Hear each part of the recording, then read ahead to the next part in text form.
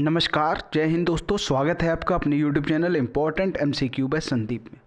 दोस्तों, कुछ questions comment box में बहुत ज़्यादा पूछे जा रहे थे, तो मैंने सोचा उन प्रश्नों के जवाब मैं वीडियो के माध्यम से आपको प्रोवाइड करा दूं।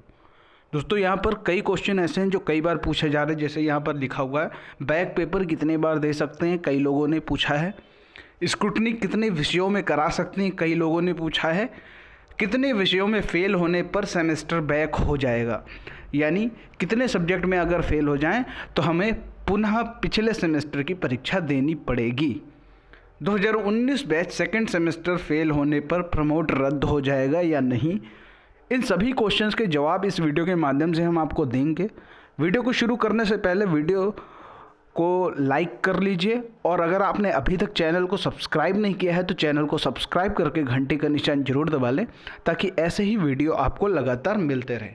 तो शुरू करते हैं आज का वीडियो। सबसे पहले हम बात करें कि आखिर बैक पेपर हम कितने बार दे सकते हैं।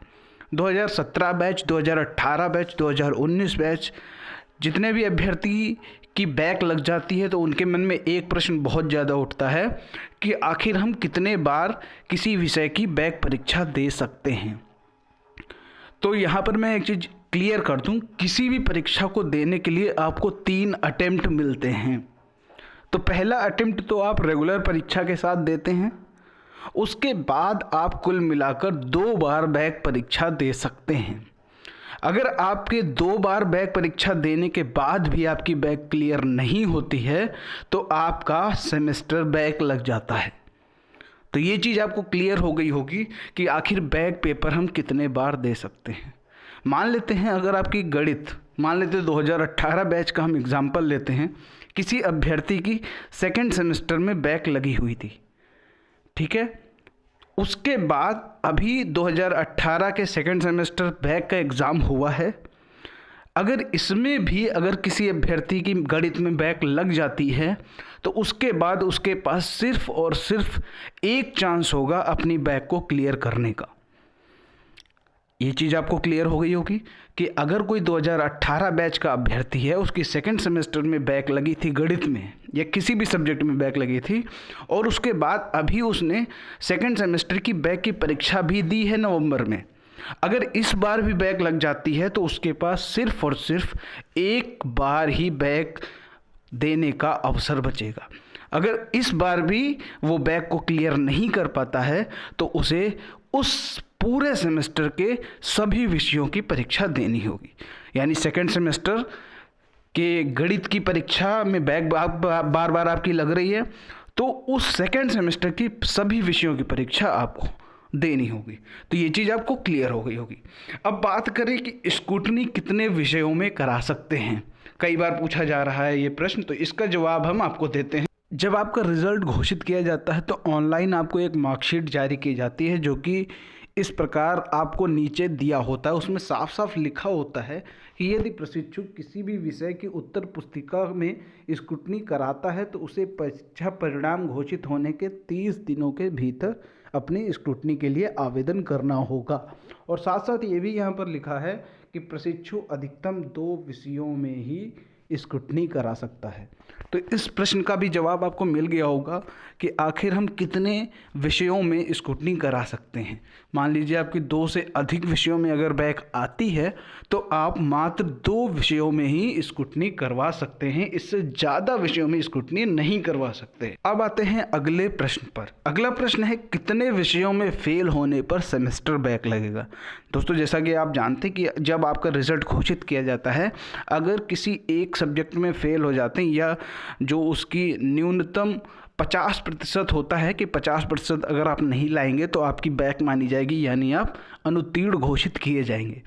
तो यहाँ पर ये प्रश्न है कि कितने विषयों में आप अनुत्तीर्ण घोषित कर दिए जाएं या कितने विषयों में आपकी बैक लग जाए तो सेमेस्टर बैक होगा, यानी उस सेमेस्टर के सभी विषयों की परीक्षा आपको दोबारा देनी पड़ेगी। आखिर कितने विषयों में फेल होने पर उस सेमेस्टर के सभी विषयों की परीक्षाएं दोबारा देनी होगी।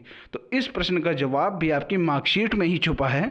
यहाँ आप देख सकते हैं पॉइंट नंबर आपका 3 जो है, यदि प्रशिक्षु अधिकतम किन्हीं 2 विषयों की लिखित परीक्षा में अनुत्तीर्ण होता है तो उसे आगे आने वाले सेमेस्टर में पुनः लिखित परीक्षा में सम्मिलित होने की अनुमति प्रदान की जाएगी। अगर वो 2 या 2 से कम विषयों में फेल होता है तो उसे अगले सेमेस्टर की परीक्षा में बैठने दिया जाएगा, लेकिन अगर वो 2 से अधिक विषयों में अनुत्तीर्ण होता है तो उसे पूरा सेमेस्टर दोबारा से पूर्ण करना होगा।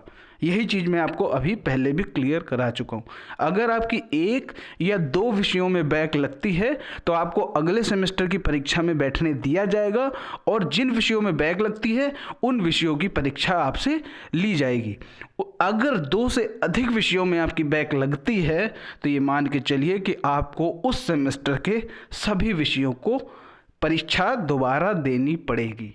तो ये चीज़ आप समझ गए होंगे कि कितने विषयों में फेल होने पर आपका सेमेस्टर बैक होगा। यानी 2 से अधिक विषयों में अगर आप फेल हो जाते हैं तो आपको सेमेस्टर बैक देना पड़ेगा।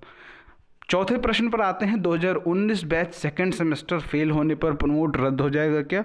2019 बैच के बहुत ज़्यादा अभ्यर्थी ये एक प्रश्न कर रहे हैं, तो उन लोगों को ये चीज़ क्लियर कर दूं, जो आपका प्रमोट हुआ था, यानी फर्स्ट सेमेस्टर आपको जो प्रमोट किया गया था वो द्वितीय सेमेस्टर में आने वाले अंकों के आधार पर प्रमोट किया गया था।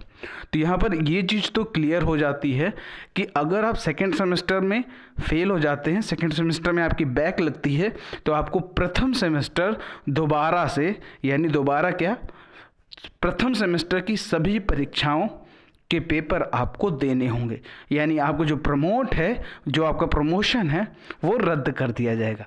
तो ये चीज़ आपको क्लियर हो गई हो। 2019 बैच वाले सेकेंड सेमेस्टर में फेल होने पर आपका जो प्रमोशन है वो रद्द कर दिया जाएगा।